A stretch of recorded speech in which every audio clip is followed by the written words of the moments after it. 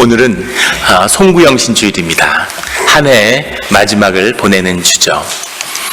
오늘은 주님이 말씀을 통해서 한 해가 간다는 것의 그 의미, 시간의 의미와 그 시간이 가지는 우리 삶의 의미에 대한 아주 깊은 말씀의 뜻을 증거해 주십니다.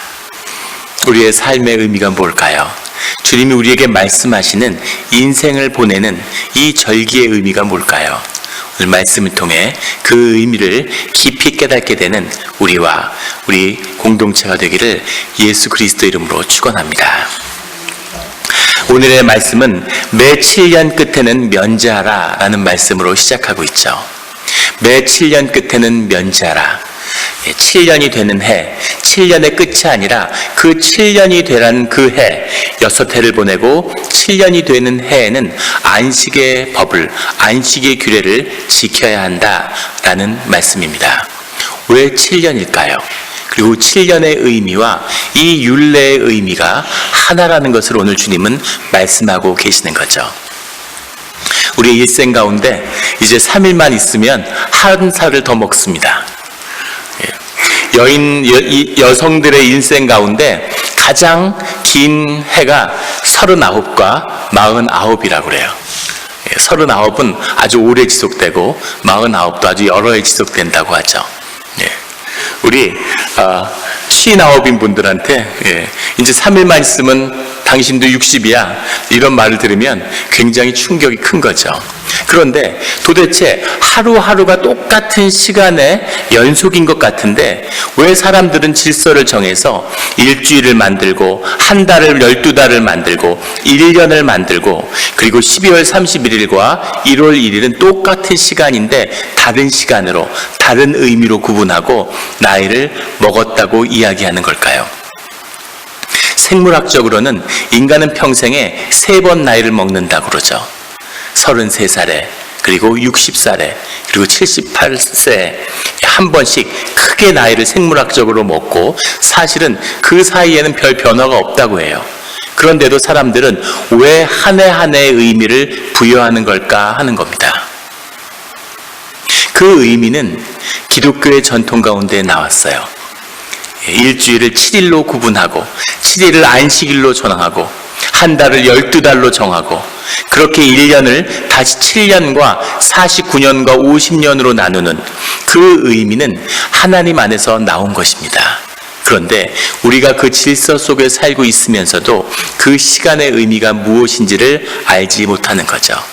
세월이 흘러가고 나이를 먹는 것을 안타까워하지만 시간의 의미가 무엇입니까? 지난주에 우리 신영식 장로님하고 같이 식사를 하시는데 8순 생일을 앞뒀는데 당신의 형제분들을 모두 앞세우시고 당신만 남으셨다는 말씀을 하더라고요. 그래서 점점 죽음이 저 세상의 삶이 아주 가까이 다가와 있다는 그런 느낌을 받는다. 가족들이, 형제들이 다 떠났으니까 나도 갈 때가 다가오고 있구나 하는 걸 느끼신다는 거예요. 우리 모두 다 떠나갈 겁니다. 그런데 그 시간을 맞이하고 그 시간이 흘러가는 것의 의미가 뭐냐는 거죠. 도대체 시간이 뭘까요? 아직도 과학자들이 풀지 못하는 최후의 미스터리 중에 하나죠. 도대체 시간이란 뭘까? 현대과학이 발견한 가장 놀라운 발견 중에 하나는 시간은 결코 흐르지 않는다는 거죠. 그리고 어떠한 물리학 공식도 시간이 과거로부터 미래로 흘러간다고 증명하는 공식은 없다는 겁니다.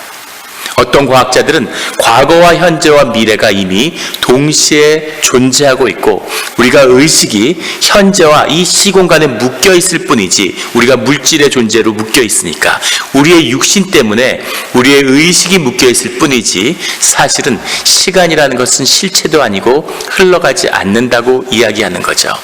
그런데 정말 그렇게 느끼나요? 시간은 흘러가고 있는 것처럼 느껴지죠. 도대체 이 흐르는 시간은 무엇이며 이 흐르는 시간을 어떻게 우리 가운데 멈출 수 있을까?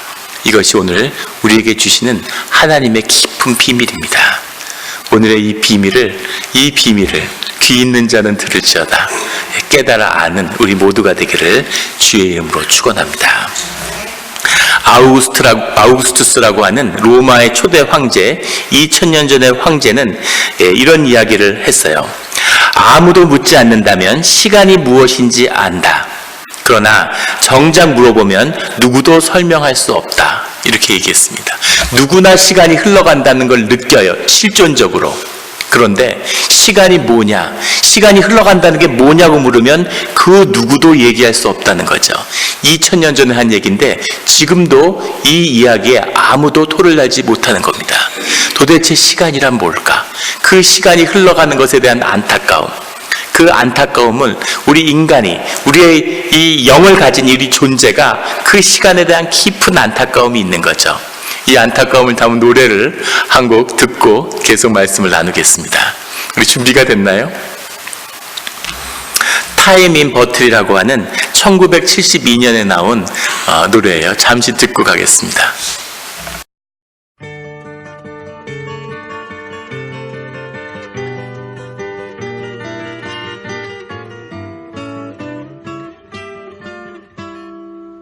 If I could save time in a bottle, the first thing that I'd like to do is to save every day till eternity passes away, just to spend them with you. If I could make days last forever, if words could make wishes come true, I'd save every day like a treasure, and then again I would spend them with you. But there never seems to be enough time to do the things you want to do once you find them. I've looked around enough to know you're the one I want to go through time with. 가사를 잘 음미해 보셨나요? If I could save time in a bottle, the first thing that I'd like to do is to save every day till eternity passes away just to spend them with you. 내가 만약에 병 속의 시간을 담을 수만 있다면, 병 속의 시간을 담을 수만 있다면 내가 가장 먼저 하고 싶은 것은 매일매일을 저축해서 영원히 당신과 함께 그 시간을 쓰고 싶습니다. 이렇게 이야기하죠.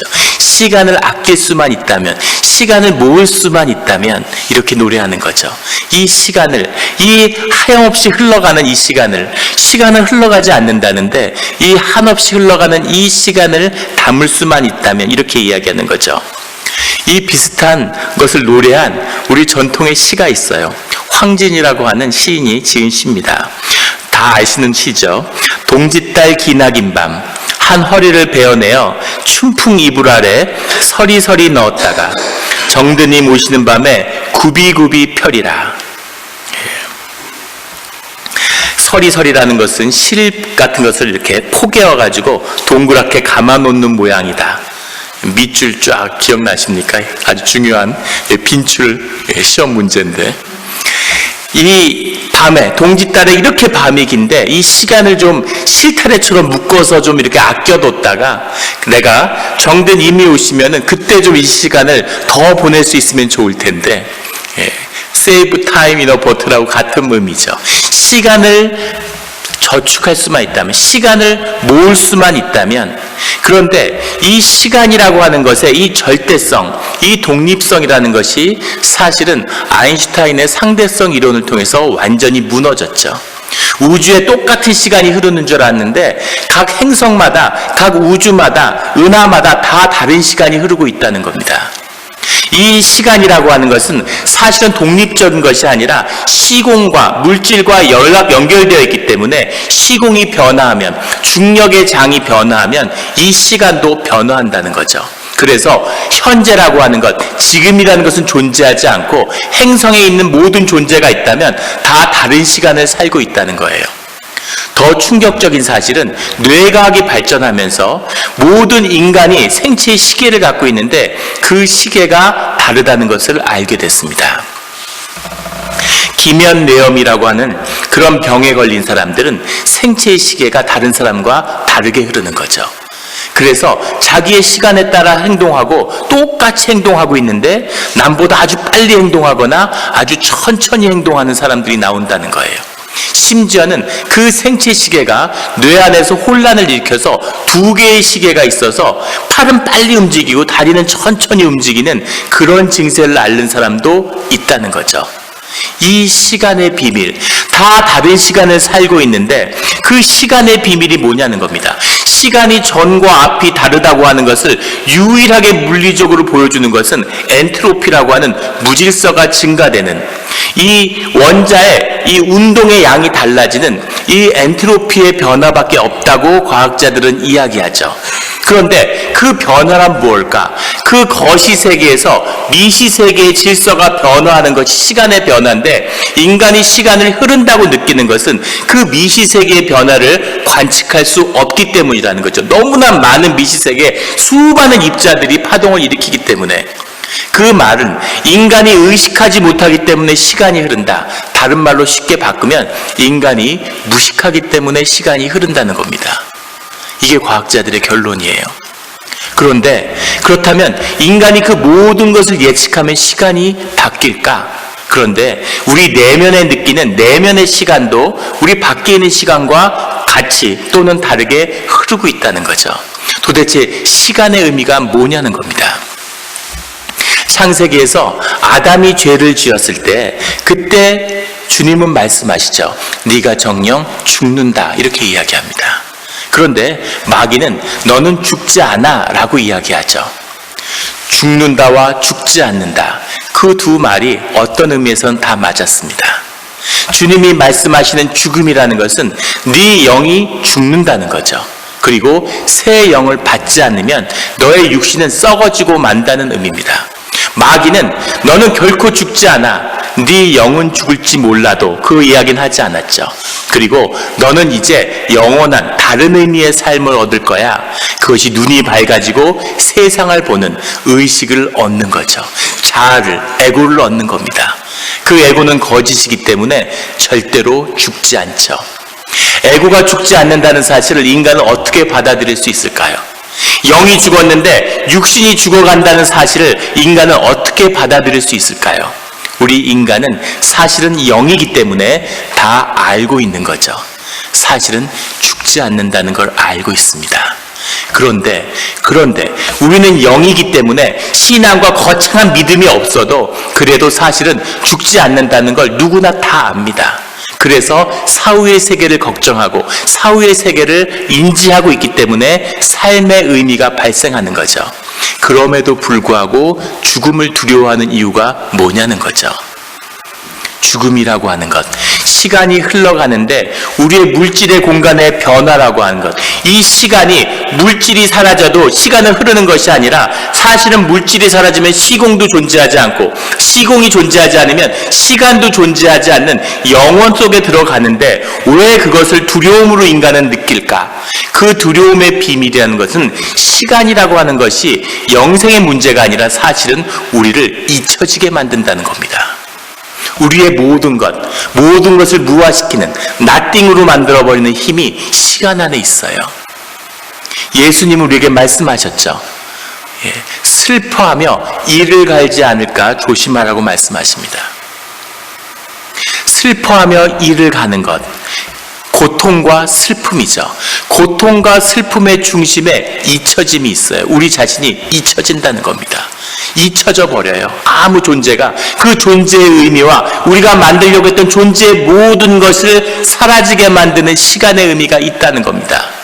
그것을 남기고 우리가 잊혀지지 않는 존재로 살아남아야 되는데 존재가 잊혀지기 때문에 고통스럽고 슬픈 거죠. 그것을 없애기 위해서 피라미드를 만들고 무슨 진시황릉처럼 땅을 파고 자기의 동상을 10,000개를 세워서 거기다 금칠을 해도 결국은 잊혀지고 마는 것, 이것이 인간과 생명의 비밀입니다. 그것을 지킬 수 있는 비밀이 있다고 주님은 오늘 우리에게 말씀해 주시고 계신 거예요. 그 비밀은 무엇이냐면 바로 오늘 매 7년 끝에는 면제하라는 거죠. 이 의미는 뭐냐면 주님이 주시는 이 율례의 의미에 이 시간의 의미가 하나로 결합되어 있다는 겁니다. 이 시간의 의미와 윤리의 의미가 하나라는 것을 깨달은 자에게는 영생의 길이 열린다는 거죠. 주님이 함께하는 비밀이 열린다는 겁니다. 그 안식년에 오늘 말씀해주는 비밀은 바로 7년의 안식년에 너희들이 꾸어준 걸 다 면제하라 라는 말씀이죠. 빌려준 게 있는데 빌려준 거를 7년째는 다 없애라는 거예요. 이게 가능하겠습니까? 지금 6년째인데 오늘 8절의 말씀에 가고 10절의 말씀에 가면 거기서 한 가닥 더 나가죠. 넉넉히 꾸어줘라 이렇게 8절에 말씀하시고 10절에 가면 내 마음에 품지 말아라. 아끼는 마음을 품지 말아라. 지금 6번째 해인데 올해 돈 빌린다는 건 무슨 얘기입니까? 안 갚는다는 얘기죠. 내년이 안식년인데 올해 누가 돈을 빌려줘요? 내년에 뛰게 되는데 아무도 빌려주지 않는데 6년째 돈을 빌려줬을 뿐만 아니라 그 돈을 7년째 못 받는 그 돈을 넉넉히 빌려주고 그리고 빌려주는 것도 힘든데 마음에 아끼는 마음을 가지면 안 된다라고 말씀하시는 거죠. 그 마음에 기꺼이 빌려주라는 겁니다.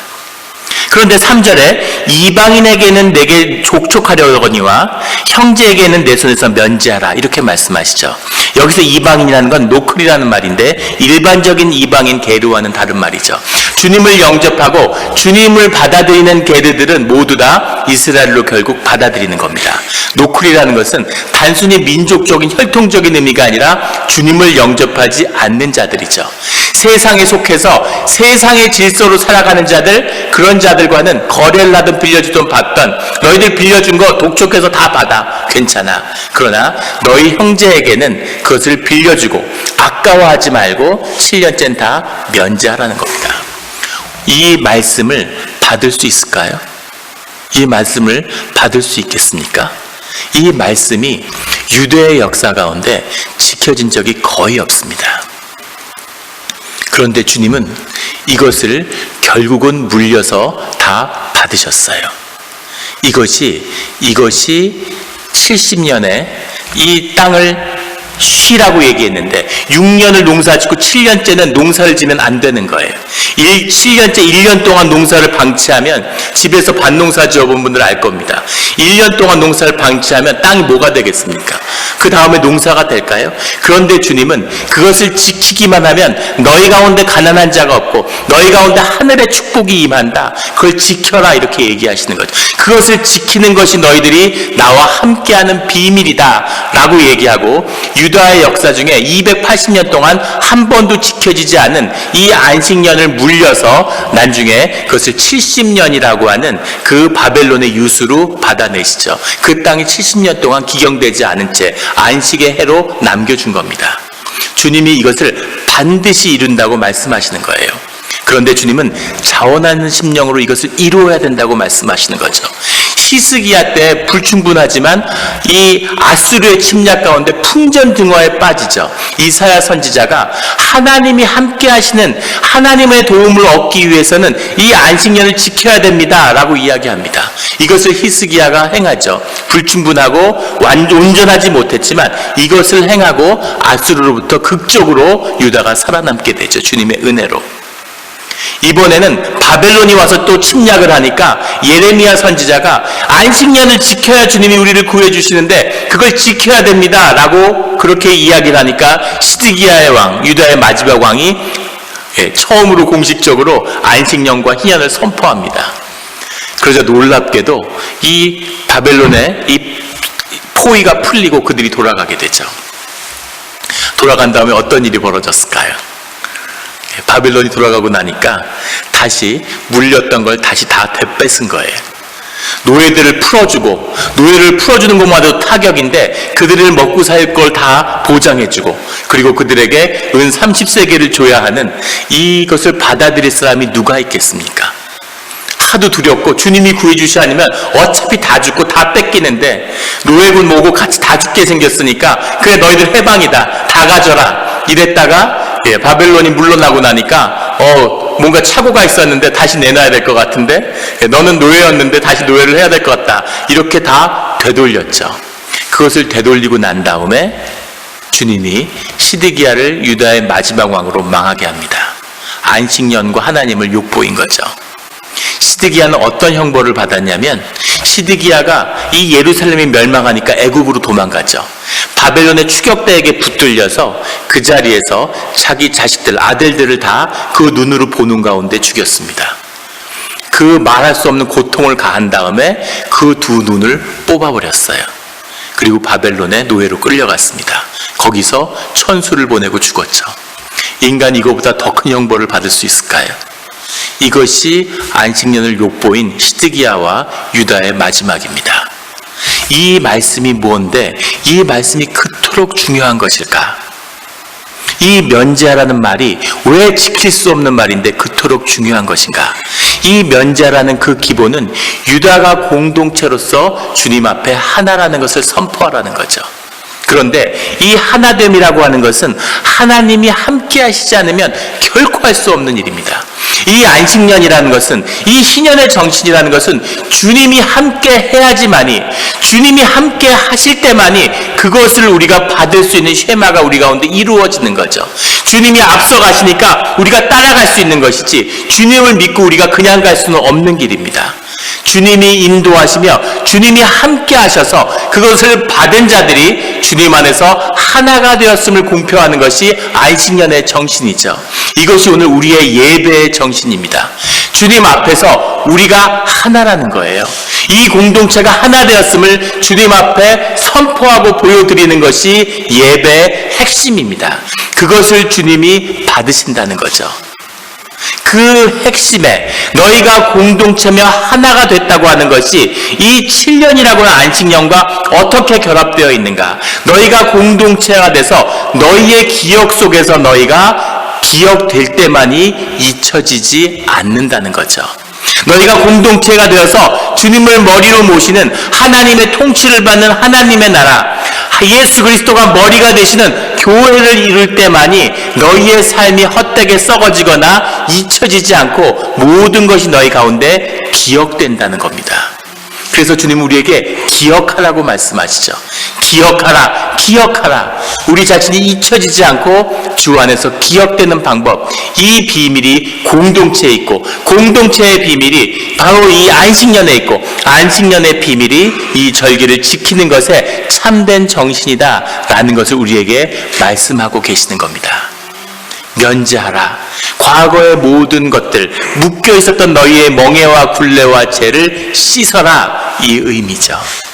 오늘 매 7년 끝에는 면제하라인데 7자를 빼고 매년 끝에는 면제하라로 바꿨어요. 7년이 아니라 이 마지막 송구영신 예배 가운데 2019년에 우리를 모든 묶었던 멍에를 끊어야 합니다. 이것을 우리 가운데서 지워야 하는 거죠. 이 뿌리를 뽑아버려야 되는 겁니다. 미움도 상처도 해마다 끊었어야 되는 걸 15년, 20년을 갖고 있어서 15년 전에 내가 이런 상처를 받았는데 평생 용서할 수 없다. 거짓입니다. 내가 만든 거예요. 실제 그런 건 없습니다. 내 자신에 있는 악과 미움을 내가 묶어서 다른 사람에게 투사하고 그 사람 때문이라고, 그 사람이 나를 이렇게 만들었다고 얘기하는데 세상에 그런 일은 존재하지 않아요. 이 심령과 주님이 주시는 이 영의 형상이라고 하는 것은 절대 그런 상처와 그런 굴레를 우리에게 용납하지 않습니다. 거기에 속아서 이 육신의 주권을 우리에게 주셨는데 그 주권을 마귀에게 내어준 우리의 삶의 거짓인 거죠. 그것을 끊어버리고 주님 앞에서 모든 것이 면제된 언약을 지키는 새로운 공동체가 태어나는 것, 이것이 절기의 비밀이고 율례의 비밀이고 영생의 비밀이고 구원의 비밀이며 천국의 비밀이고 오늘 교회의 비밀입니다. 이 비밀이 풀리는 오늘의 송구영신 예배, 우리의 삶의 자리, 새로운 2020년이 되기를 예수 그리스도 이름으로 축원합니다. 기도드리겠습니다.